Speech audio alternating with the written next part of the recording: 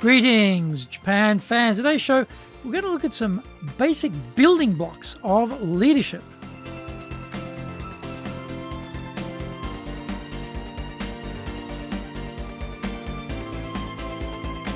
Maishu, arigatou gozaimasu, and welcome back to the 10th year of the Leadership Japan series. 10 years, that is incredible. And I am your host in Tokyo, Dr. Greg Story, Dale Carnegie Tokyo franchise owner, president of Dale Carnegie Tokyo Training, and three-time best-selling author of Japan Sales Mastery, which is Zaegyo in Japanese, Japan Business Mastery, and Japan Presentations Mastery, or in Japanese, Anata mo Puruzen Tatsujin, plus Stop Wasting Money on Training, which in Japanese is Training de Okane o Muri suru wa yamemashou, and all are available on Amazon. This podcast brings insights, examples, and experience about leading in Japan. Trust me, it is different here. Don't forget to subscribe and share this podcast with your family, friends, and colleagues. We are not being sponsored by Libsyn, but we value your privacy, which is why we have our podcast hosted by Libsyn. Unlike many other hosting organizations, Libsyn have a strict policy that does not allow access to your private information by anyone. Here is our daily podcast lineup on Apple Podcasts. Mondays, the Cutting Edge Japan Business Show podcast. Tuesday, the Presentation Japan series. And every second Tuesday, the Business Tatsujin no Oishia show.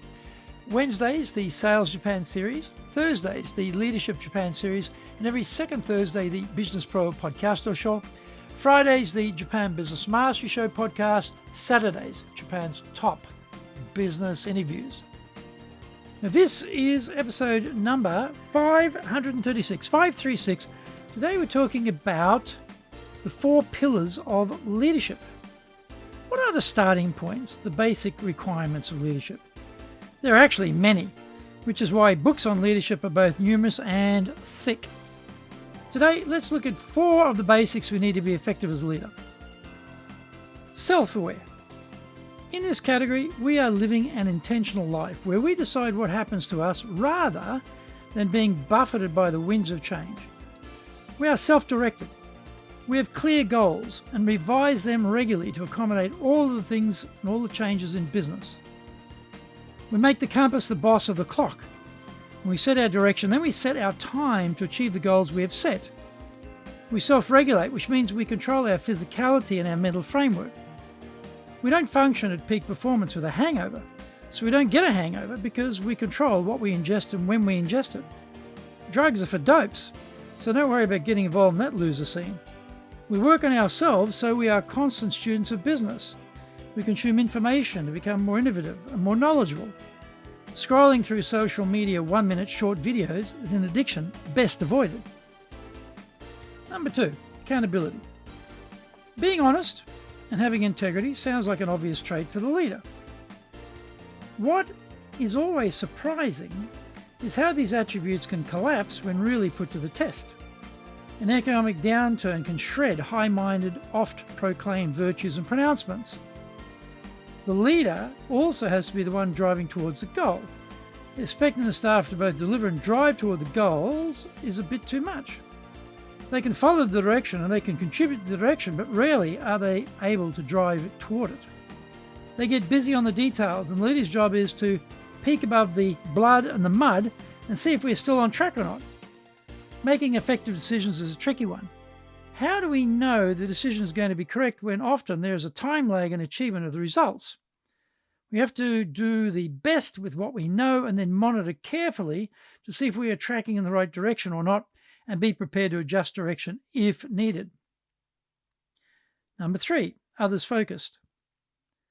This is a big step for leaders who, for the most part, are solidly focused on themselves and advancing their glorious career. The key to engaging with staff is to make sure they feel valued. How will they know that? This is where the leader needs to be disciplined to remind themselves to tell the staff they are valued, as opposed to just thinking it, but never saying anything. The leader is looking for ways to develop staff, and that means delegating tasks so they can operate at a higher level. The key is to sell the delegation as to why it is helping the staff member, and then monitor the task so that it keeps traveling in the right direction. The leader cannot be a micromanager, as that just trains passivity and mainly annoys people because none of us enjoy being told what to do and in detail. Understanding what the team want to achieve as individuals is a big step forward to aligning the organization's goals with the goals of the team members. Find out more when we come back from the break. Today's show is brought to you by our public courses, but we also are doing custom in-house programs. We do these in both Japanese and English. We do them face-to-face in our super safe classroom, and we do them live online. The show today is being brought to you by, on the 12th and 13th of October, our high-impact presentations course in Japanese. Also on the 13th of October, we're doing our Dale Carnegie course online version. On the 10th of November, we'll do our Leadership Training for Managers 3-day program. And on the 16th and 17th of October, we'll do another high-impact presentations in Japanese. Go to our website at www.dale-carnegie, carnegie.co.jp. Get my best-selling books, Japan Sales Mastery, which in Japanese is Zaegyo. This is the Bible for selling in Japan. Japan Business Mastery, Japan Presentations Mastery, plus Stop Wasting Money on Training, which in Japanese is Training de Okane o Muru ni Sunu wa Yamimashou, and all are available on Amazon. If you like learning by watching videos, we have nearly 2,000 there for you at Tokyo, Japan, Dale Carnegie TV on YouTube. We release 3 TV shows every week on YouTube. The Cutting Edge Japan Business Show, that's the premier business show on Japan every Monday, Tokyo time. Fridays, we have the Japan Business Mastery Show, and on Saturdays, we release Japan's top business interviews, where I interview leaders from small, medium enterprises all the way up to the corporate captains of industry on one topic, leading in Japan. Every second Thursday, we release the Business Pro Television Show. You can email me at greg.story@dalecarnegie.com. Welcome back. Ego amongst leaders drives bad behavior. Large organizations suffer from cliques, factions, and a lack of internal cooperation. Fighting each other rather than the rival team is stupid, but it still goes on. Divisions often get into fights and disagreements, and the leader's job is to make sure these don't spiral out of control. Bad-mouthing the other sections in the company may make some people feel good, but the leader can't be one of them. The big picture has to be constantly referenced, and the team kept firmly focused on beating the competition as a united force. Talking up the organization has to be part and parcel of keeping the whole mothership together, and that is a key leader role. Number 4, strategic. Innovation emanating from the boss is good, but it would be better to be emanating from the whole team. The leader's job is to stimulate thinking and capture ideas from the rowdy and the quiet, from the quick thinkers and the deep thinkers.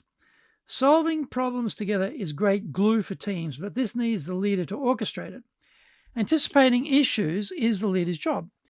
Looking over the horizon of what may be coming and to be taking steps now to prepare needs elevation, and that is what the organization grants leaders. The leader has the ability to get information, direction, and data to be able to make long-range forecasts and to think through the blockers and barriers. That vantage point is vital to see into the future, to see across the whole organization at the same time. There are many elements to being an effective leader, but these 4 pillars are a good place to start, making sure we are doing what we should be doing and doing it well.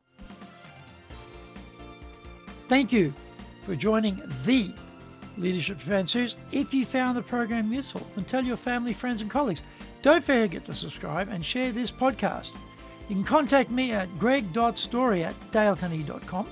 Our website is www.dale-carnegie.co.jp.